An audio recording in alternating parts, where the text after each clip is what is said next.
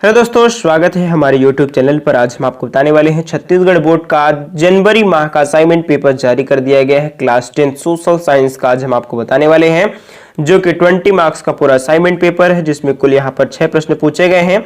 आज इन्हीं 6 प्रश्नों का आज आपको मैं उत्तर बताऊंगा। तो चैनल को सब्सक्राइब करके बेल आइकन को प्रेस कर लीजिए, क्योंकि लगातार यहाँ पर हम छत्तीसगढ़ बोर्ड के असाइनमेंट पेपर अपलोड कर रहे हैं, जो कि आपके लिए काफी यूजफुल हो सकते हैं। हमारी प्लेलिस्ट पर भी विजिट कर सकते हैं, वहां पर भी आपको क्लास 10th और 12th के असाइनमेंट पूरे आपको देखने को मिल जाएंगे। तो पहला प्रश्न है दोस्तों आपके सामने, किसी देश में लिंगानुपात कम होने पर क्या होगा? तो इसका आंसर आपको सबसे पहले नोट करना है, लिंगानुपात। लिंगानुपात या लिंग का अनुपात से तात्पर्य किसी क्षेत्र में विशेष पुरुष एवं स्त्री की संख्या के अनुपात को लिंगानुपात कहते हैं। किसी भौगोलिक क्षेत्र में प्रति 1000 पुरुषों के मुकाबले स्त्रियों की संख्या को इसकी इकाई माना जाता है। किसी देश या समाज में लिंगानुपात कम होने का अर्थ है कि वहां की बालिकाओं, महिलाओं के पोषण, शिक्षा पर और स्वास्थ्य पर अपेक्षाकृत कम ध्यान दिया जा रहा है, जिसके कारण वे कम जीवित रह पाती हैं। आंकड़ों पर अगर यह नजर डाला जाए तो भारत स्त्रियों की संख्या पुरुषों के अनुपात में लंबे समय से कम हो रही है, जो समाज में स्त्रियों के प्रति बढ़ते भेदभाव की तरफ इशारा करती है। शिक्षा एवं विकास के मामले में भी स्त्रियों को भेदभाव का सामना करना पड़ता है, जिससे पुरुषों की अपेक्षा महिलाओं की संख्या कम होती जा रही है। इससे सामाजिक, आर्थिक, राजनीतिक रूप से देश को गति प्रदान करने में अवरोधकता का सामना करना पड़ रहा है। ये आपका पूरा का पूरा फर्स्ट का आंसर है। अगर आप इसका स्क्रीनशॉट लेना चाहते हैं तो स्क्रीनशॉट ले सकते हैं। अगर पहले नंबर का आपका पूरा का पूरा इस वीडियो का पीडीएफ चाहते हैं तो हमारे टेलीग्राम चैनल को ज्वाइन कर सकते हैं। डिस्क्रिप्शन पे आपको लिंक मिल जाएगी, या फिर व्हाट्सएप ग्रुप के माध्यम से भी आप पीडीएफ प्राप्त कर सकते हैं। चलिए ठीक है, अगला प्रश्न देखते हैं दोस्तों। योजनाबद्ध विकास के कारण सरकार की ताकत में वृद्धि कैसे होती है? जो योजनाबद्ध विकास है दोस्तों, बहुत ही सिंपल है, बहुत ही सरल मैंने भाषा में नोट किया है, जो आपके लिए काफी यूजफुल हो सकता है। वीडियो को लास्ट तक देखिएगा, तभी आप इस असाइनमेंट में 20 मार्क्स कंप्लीट रूप से पा सकते हैं। यानी अगर आपको पूरा का पूरा मार्क्स चाहिए तो वीडियो को लास्ट तक जरूर देखिएगा, ठीक है। चलिए, नए संविधान के लागू होने के 2 महीने के भीतर ही योजना आयोग का गठन किया गया था, जिसे भारत के आर्थिक विकास के लिए योजना बनाना था। जवाहरलाल नेहरू योजनाबद्ध विकास के पक्षधर थे। जवाहरलाल नेहरू योजनाबद्ध विकास के पक्षधर थे। वे मानते थे कि केंद्र सरकार को आर्थिक विकास के लिए ठोस कदम उठाना चाहिए। योजना आयोग ने पंचवर्षीय योजनाओं का प्रस्ताव रखा और विकास के लिए एक मिश्रित अर्थव्यवस्था की नींव रखी, जिससे शासकीय और निजी क्षेत्रों को साथ मिलकर काम करना था। योजनाबद्ध औद्योगिक विकास से देश में औद्योगिकरण के कारण और औद्योगिकरण के लिए जरूरी बुनियाद तो बनी, मगर अपेक्षा अनुसार देश में गरीबी दूर नहीं हो पाई। जब औद्योगिकरण का विकास भी हुआ, औद्योगिकरण की नींव भी रखी गई, लेकिन गरीबी अभी भी दूर नहीं हो पाई थी। इस कारण से 1970 के दशक से गरीबी उन्मूलन और रोजगार के अवसर बढ़ाने के लिए विशेष कार्यक्रम भी शुरू किए गए थे। यहां तक आपको 2 नंबर क्वेश्चन को कंप्लीट तरीके से लिख लेना है। अगर आप इसका स्क्रीनशॉट चाहते हैं तो स्क्रीनशॉट नोट कर लीजिएगा, या फिर आप वीडियो का पीडीएफ डाउनलोड कर सकते हैं, वहां से आप बकायदा इसको नोट कर लीजिएगा, ठीक है। चलिए, अगला प्रश्न दोस्तों, एशिया के 3 देशों भारत, वियतनाम, इंडोनेशिया में स्वतंत्रता के बाद भूमि सुधार के वर्णन कीजिए। एशिया के 3 देशों भारत, वियतनाम और इंडोनेशिया स्वतंत्रता के बाद भूमि सुधार हुए। इन तीनों देशों की भूमि सुधार योजना में निम्नलिखित अंतर है। दोस्तों, ये जो तीनों देश हैं, ये स्वतंत्रता के बाद यहाँ पर कुछ सुधार किए गए थे सेम समय पर अलग अलग जगहों में, और उनमें क्या क्या परिवर्तन हुए वही हमें इस क्वेश्चन में जानना है, ठीक है। सबसे पहले हम भारत को लेंगे, ठीक है। भारत में क्या क्या बदलाव हुए? तो भारतीय मुस्लिम लीग के नेता मोहम्मद अली जिन्ना ने मुसलमानों के लिए अलग देश यानी पाकिस्तान की मांग की। इसी समय जमीनी स्तर पर भूमि सुधार किए जाने का प्रस्ताव किया गया था, अतः पाकिस्तान की मांग पर जन आंदोलन शुरू हो गया। कई राज्यों में किसान भी विद्रोह की राह पर थे। शहरों में मजदूर संगठित होकर हड़ताल व आंदोलन कर रहे थे। इस प्रकार भारत में इन आंदोलनों के कारण भूमि सुधार अधिक नहीं हो पाया था। जब आंदोलन चलने लगा तो सभी आंदोलन में व्यस्त हो गए, और इस तरह से भूमि सुधार का जो काम था वो पूर्ण रूप से रुक गया था, ठीक। अगला है आपको यहाँ पर वियतनाम। वियतनाम का स्वतंत्रता संघर्ष 20वीं सदी की महान गाथाओं में से एक है। जो वियतनाम देश है, यहाँ का स्वतंत्रता संग्राम 20वीं सदी की महान गाथाओं में से एक है। वियतनाम के लोग, जो मुख्यतः गरीब किसान थे, विश्व के सबसे शक्तिशाली देशों से अत्यंत भयावह युद्ध लड़कर स्वतंत्रता हासिल की थी? उत्तर वियतनाम में, जहां साम्यवादी वियत मिन्ह का नियंत्रण था।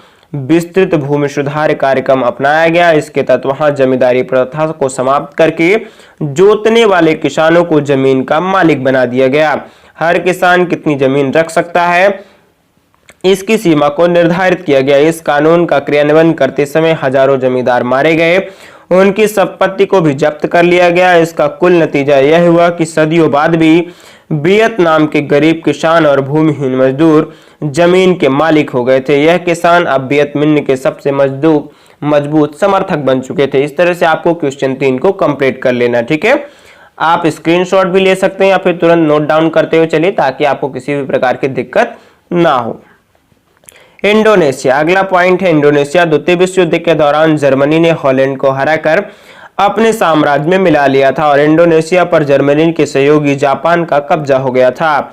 जापान ने इंडोनेशिया की स्वतंत्रता की बात तो की, मगर वास्तव में इंडोनेशिया को अपना उपनिवेश बनाना चाहा। जापान की सेना ने भूमि सुधार करना चाहा था तथा भूमि सुधार के नाम पर बर्बरता से इंडोनेशिया के जंगलों को काटने, खनिज संपदा पर कब्जा करने और व्यापारिक फसलों को जापान भेजने का काम जो है तो आरंभ कर दिया था। इस प्रकार से भूमि सुधार के नाम पर इंडोनेशिया की जनता को जापान में कोई भी अधिकार नहीं दिए गए थे। ये थे भारत, वियतनाम और इंडोनेशिया में भूमि सुधार किए गए थे स्वतंत्रता के बाद। लेकिन उनमें किस प्रकार से सुधार हुए वो आप इस प्रश्न में आप देख ही चुके हैं। अगर आप स्क्रीनशॉट लेना चाहते हैं तो शुरू से लेते रहिएगा, या फिर आप बकायदा पेन कॉपी से नोट करते हुए चलिए। अगर पीडीएफ चाहते हैं तो नीचे डिस्क्रिप्शन पे आपको टेलीग्राम चैनल की लिंक मिल जाएगी, या फिर हमारी वेबसाइट या फिर व्हाट्सएप ग्रुप के माध्यम से आप पीडीएफ को प्राप्त कर सकते हैं। अगर आपने अभी तक चैनल को सब्सक्राइब नहीं किया तो चैनल को सब्सक्राइब करके बेल आइकन को प्रेस कर लीजिएगा, क्योंकि लगातार यहाँ पर हम असाइनमेंट की वीडियो अपलोड कर रहे हैं जो आपके लिए काफी यूजफुल हो सकती है, ठीक है। चलिए अगला प्रश्न है दोस्तों, चौथा नंबर। भारतीय स्वतंत्रता आंदोलन और अफ्रीका के स्वतंत्रता आंदोलन में क्या अंतर है? बहुत ही ज्यादा इजी है और बहुत ही ज्यादा सिंपल है। भारत 1935 के बाद भारत में अंग्रेज शासन के विरुद्ध लगातार आंदोलन चल रहे थे। इस बीच गांधी के नेतृत्व में कांग्रेस पार्टी राष्ट्रवादी आंदोलन का नेतृत्व कर रही थी। डॉक्टर अंबेडकर जैसे दलित नेता यह चिंता करने लगे कि स्वतंत्र भारत में दलितों का क्या स्थान होगा। इसी तरह मुसलमान भी चिंता करने लगे। तमिलनाडु जैसे राज्य के नेता भी यह सोचने लगे कि स्वतंत्र भारत में उनके लिए क्या जगह बनेगी। कांग्रेस पार्टी यह कहती रही कि वह पूरे भारत के लोगों का प्रतिनिधित्व करती है, वह निष्पक्षता के साथ सबके साथ न्याय करेगी, लेकिन इसे सभी आश्वस्त नहीं हुए थे। अंग्रेजों ने इन आशंकाओं का लाभ उठाया और यह जताने लगे कि भारत के सभी तबकों का प्रतिनिधित्व नहीं कर सकती है कांग्रेस सरकार या कांग्रेस पार्टी। उन्होंने अलग अलग धर्म और जात के लोगों को आगे आकर अपना दावा रखने के लिए प्रेरित करना शुरू कर दिया। यानी मिलीजुली सरकार को अब तोड़ने के लिए अंग्रेजों की चाल को समझ नहीं पाए। इसके विपरीत अफ्रीका 1945 के बाद जहां ब्रिटेन एशिया के देशों को स्वतंत्रता देने के पक्ष में न था, वहीं अफ्रीका पर नियंत्रण करना चाहता था। क्या करना चाहता है?